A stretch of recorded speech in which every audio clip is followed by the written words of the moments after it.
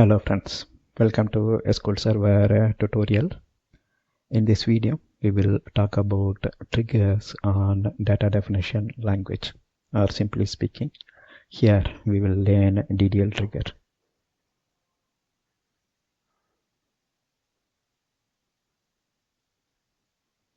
DDL stands for data definition language. Examples are create, alter, as well as delete. When such DLL statement is executed on the database objects like table, procedure, view, functions, we can execute compiled unit of code. The code here is called DDL Triggers because it runs on data definition language like create, alter, delete, right? So we call that as DDL Trigger, database DDL trigger, or we can also call this as a database level trigger. Now let us look at an example for DDL triggers.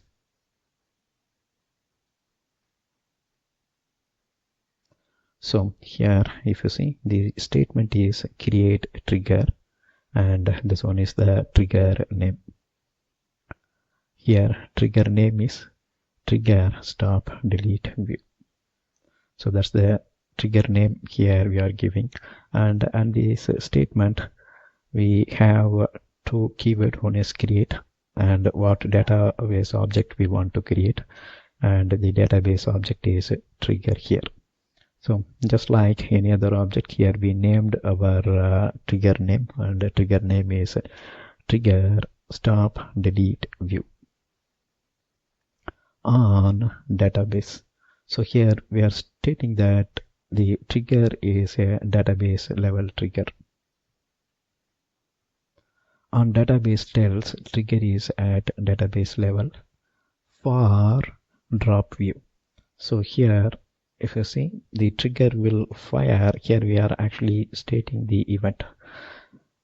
The event here is drop view. So when somebody tries to drop the view, the time, here we are going to define the body and we are asking to run this body. The trigger fires on the drop statement over a view. So that's what here we specified drop view. Here we denoted that with drop view keyword. Refer Microsoft documentation for other events like this. Since this is a database level trigger, you can hook multiple events like this drop event to the trigger. So for that you have to refer Microsoft documentation. You can search for DDL event groups. So let's Google it and you will get a glimpse of what are all the DDL event groups. So here we will type DDL event groups.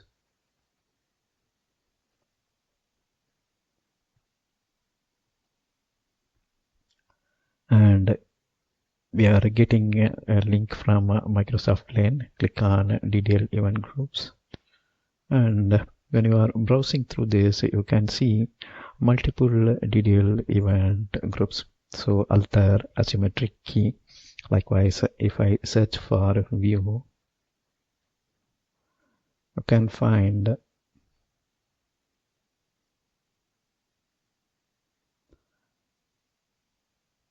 so here if you see, we have DDL view events, alter view, create view, drop view. So likewise you can hook many of the events, alter table, create table, drop table. Likewise if you say, there are plenty of event group even if you change schema.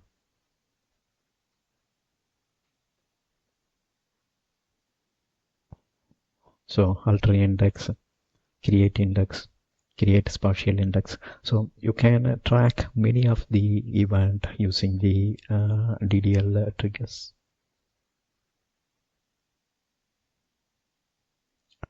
When we try to drop the view, the trigger cancels the event because of rollback statement in the body.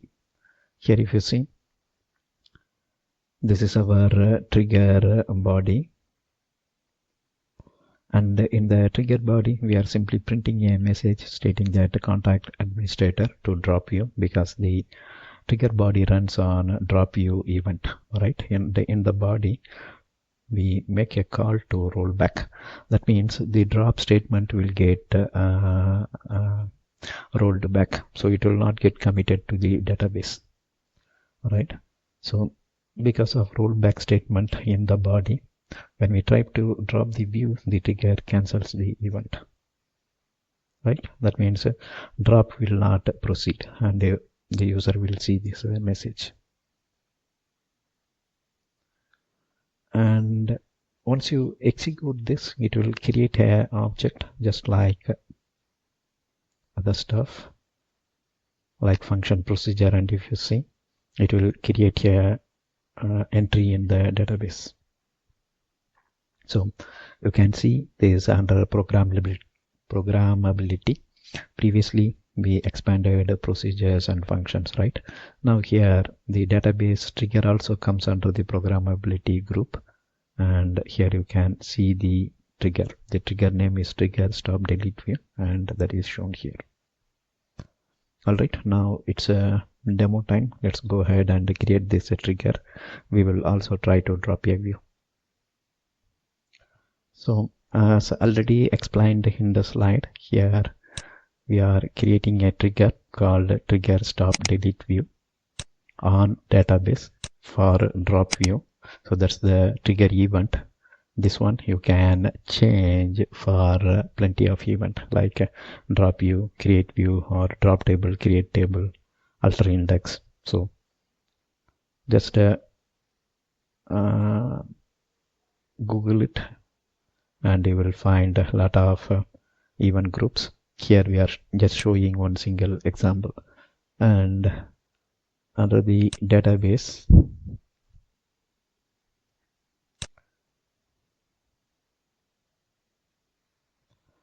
so here we have some sample database. Let's use pubs. Under programmability, here is the database trigger, right? Since it's a database level trigger, we have to look at the database triggers. Now let's highlight all this and execute it. You will see commands completed successfully, and when we refresh it here, you can see the trigger.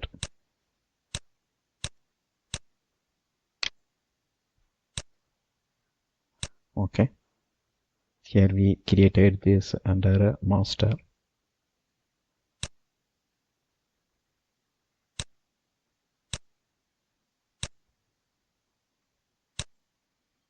And you can see trigger stop delete view. We will delete this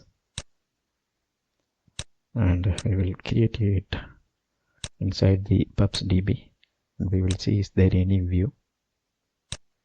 So not much. Let's look at Northwind.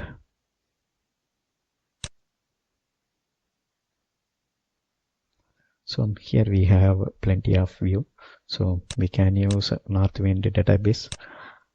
We can either put a statement called use Northwind, or we can directly select Northwind and create this trigger, and under the Northwind programmability database trigger, you can see trigger stop delete view. Now we will go to the view here, and we will try to delete the view invoices.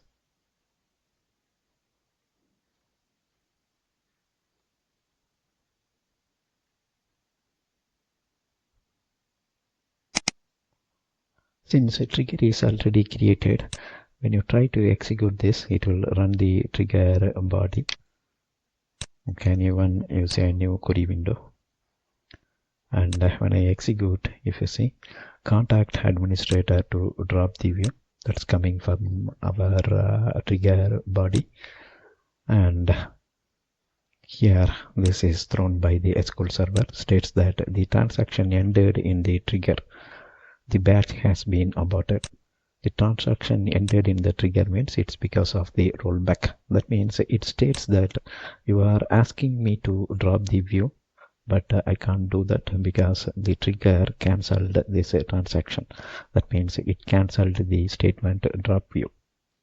Right here we just did rollback, but you can perform other administrative tasks in the body. Alright, this explains what is DDL trigger and how it works. Just now you saw the demo. Thank you for watching. Bye.